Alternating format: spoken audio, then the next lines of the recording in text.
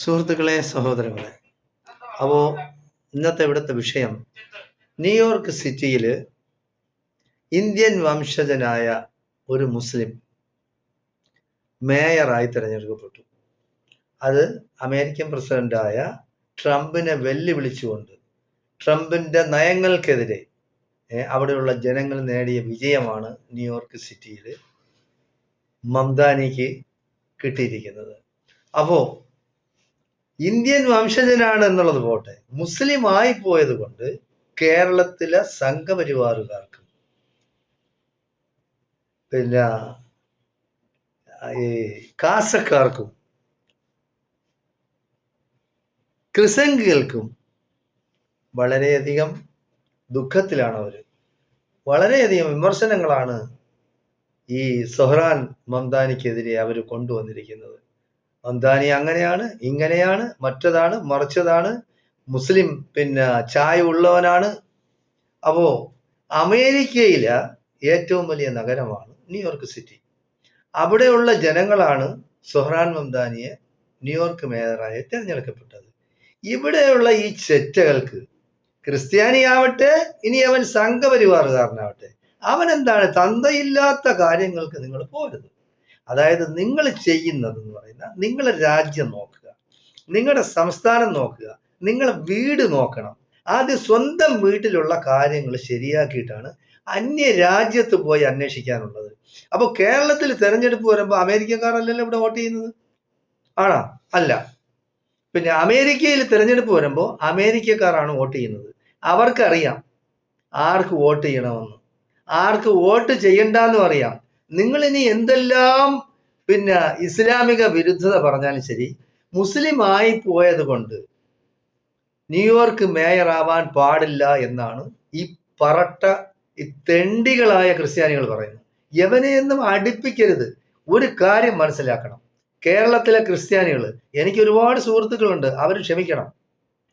ഈ തെണ്ടിയക്ക് മറുപടി ഞാൻ പറഞ്ഞില്ലെങ്കിൽ പിന്നെ ആരെങ്കിലും പറയാതിരിക്കുമല്ലേ? അപ്പൊ അതുകൊണ്ട് ഞാൻ മറുപടി കൊടുക്കുന്നതാണ്. അതായത് കേരളത്തിൽ എത്ര ശതമാനമുണ്ട് ക്രിസ്ത്യാനികൾ? 16 അല്ലെങ്കിൽ 17%. മുസ്ലിങ്ങൾ എത്ര ശതമാനമുണ്ട്? 28%. നായന്മാർ എത്ര ശതമാനമുണ്ട്? 11%. കേരളത്തിൽ ഇപ്പോൾ ഭരിക്കുന്ന ഇടതുപക്ഷ ഗവൺമെന്റിൽ 10 നായന്മാര് മന്ത്രിമാരുണ്ട്. ആദ്യം തന്തയ്ക്ക് പിറന്നവന്മാരാണെങ്കിൽ, ആണാണെങ്കിൽ ആദ്യം അതിനെപ്പറ്റി സംസാരിക്കുക. സ്വന്തം സംസ്ഥാനത്ത് നടക്കുന്ന കാര്യങ്ങൾ സംസാരിക്കുക. എന്നിട്ട് നീ അമേരിക്കയിൽ പോയി ഉണ്ടാക്കുക. അമേരിക്കയിൽ ഉണ്ടാക്കാനായിട്ട് അവിടെ ഉള്ളവർക്ക് അറിയാം. നീയൊന്നും ചലയ്ക്കണ്ട. നീയൊക്കെ എന്ന് പറഞ്ഞാൽ വർഗീയ വിഷയം കൊണ്ട് നടക്കുന്നതാണ്. ഒരു ചെറ്റ തള്ള പള്ളുരുത്തിയില്ല, അവള് പറഞ്ഞില്ലേ, അവള് കന്യാസ്ത്രീയാണെന്നാണ് പറയുന്നത്. വെളിച്ചം കൊണ്ട് നടക്കുന്ന സ്നേഹത്തിന്റെ പ്രതീകമായ ഈ ചെറ്റകളെല്ലാം മനസ്സിൽ വിഷവും കൊണ്ട് നടക്കുകയാണ്. കേരളത്തിലുള്ള മുസ്ലിങ്ങളെല്ലാം കൂടെയാണ് ചേർന്നാണ് ക്രിസ്ത്യാനികളെ ഇവിടെ മുഖ്യമന്ത്രിയാക്കിയിട്ടുള്ളത്.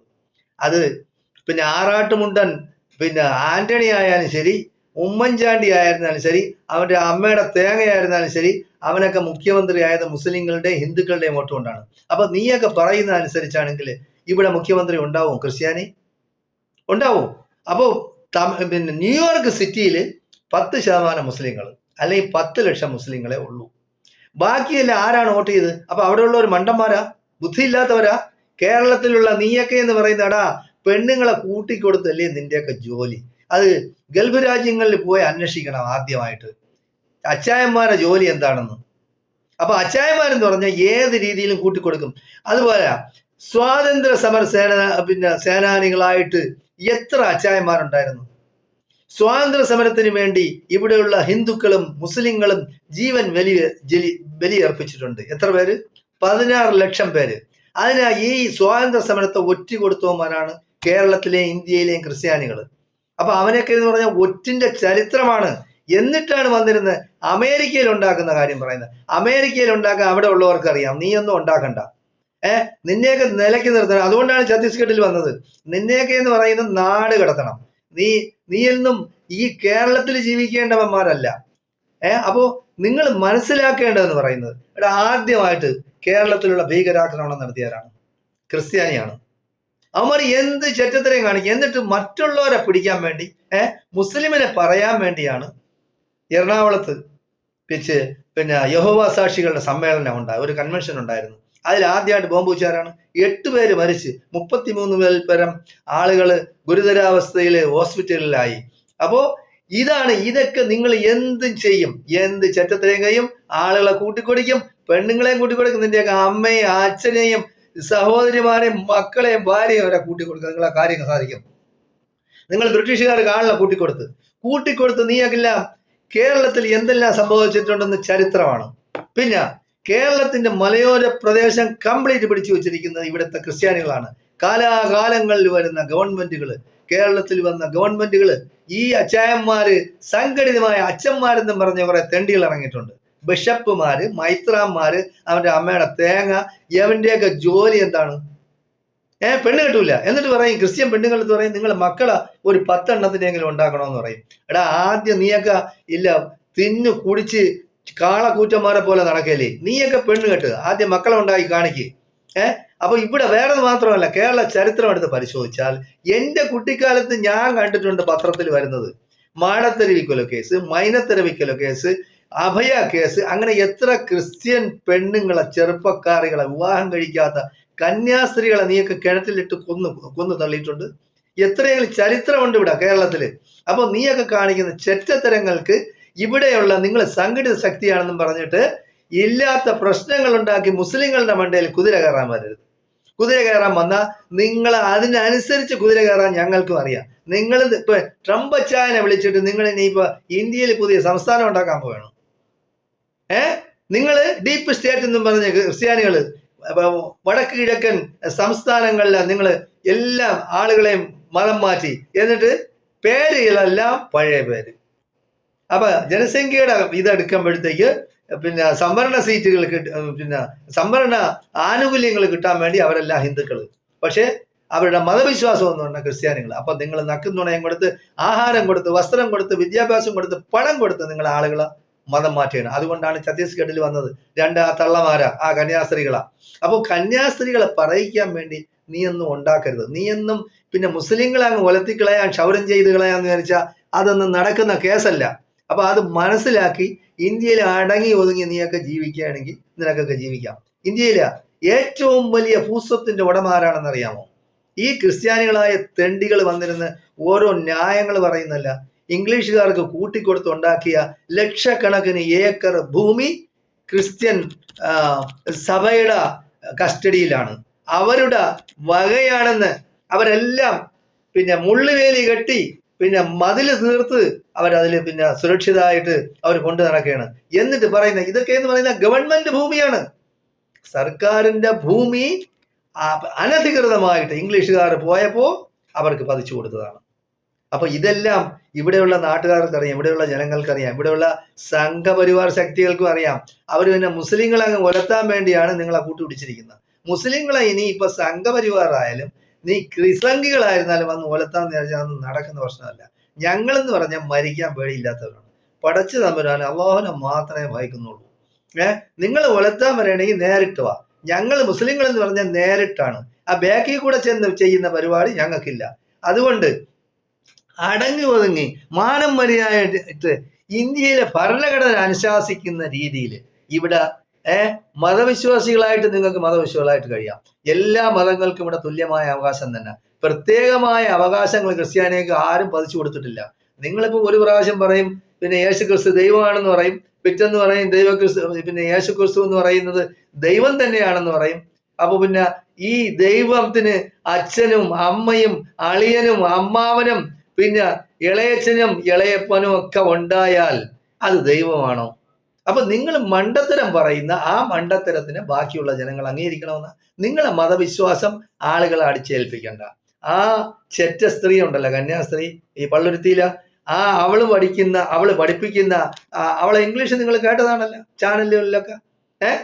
എങ്ങനെയാണെന്ന് നിങ്ങൾ കേട്ടല്ല. അപ്പൊ ഇംഗ്ലീഷ് അധ്യാപികയാണെന്നാണ്. അപ്പൊ എവളൊക്കെ കൊണ്ടുവച്ച് എഴുതിയ എങ്ങനെയെങ്കിലും ഈ യോഗ്യത നേടിയതാണ് ആ സ്കൂളിലെ പ്രിൻസിപ്പൾ ആവാനുള്ള.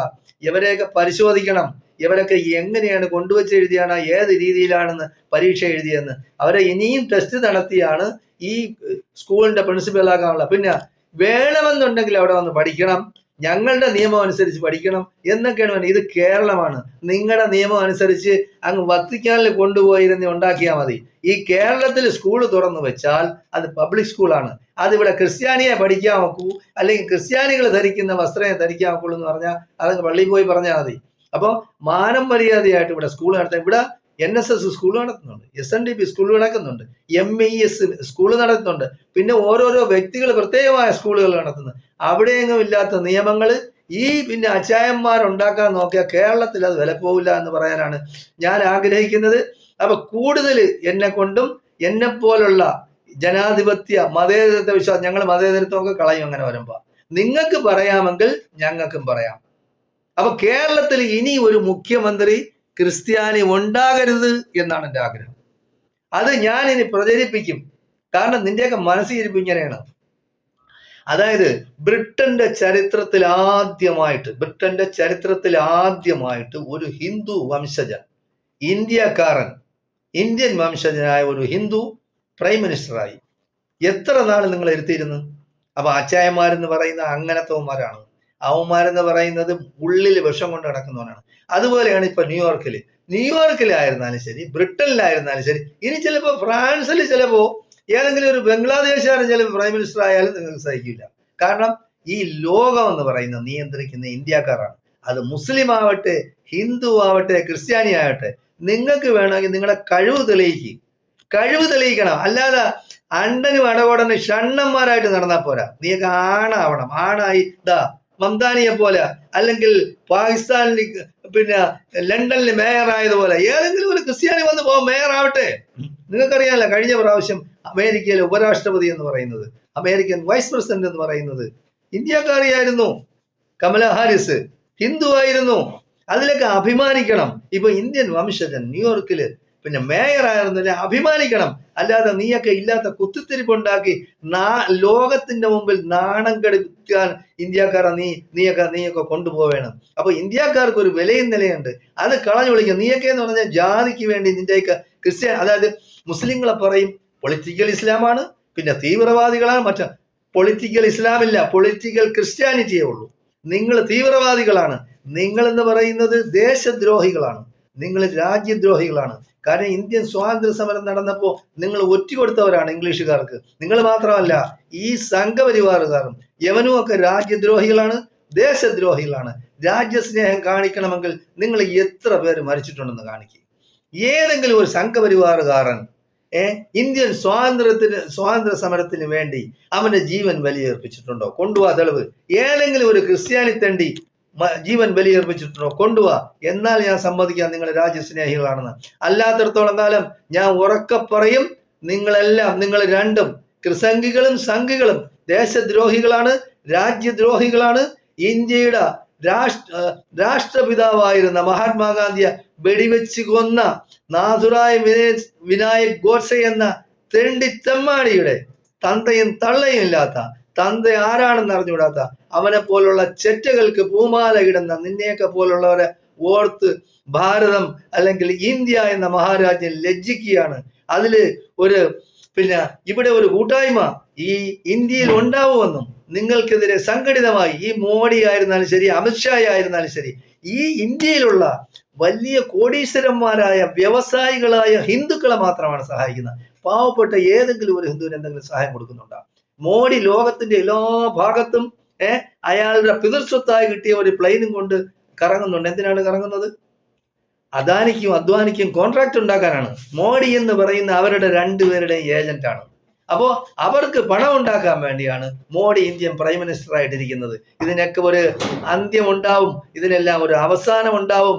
നിന്നെയൊക്കെ നമുക്ക് ജയിലിൽ കൊണ്ടുവന്ന് പൂട്ടിയിടുന്നത് വരെ ഇന്ത്യയിലുള്ള ജനങ്ങൾക്ക് വിശ്രമം ഉണ്ടാവില്ല എന്ന് പറയാനാണ് ആഗ്രഹിക്കുന്നത്.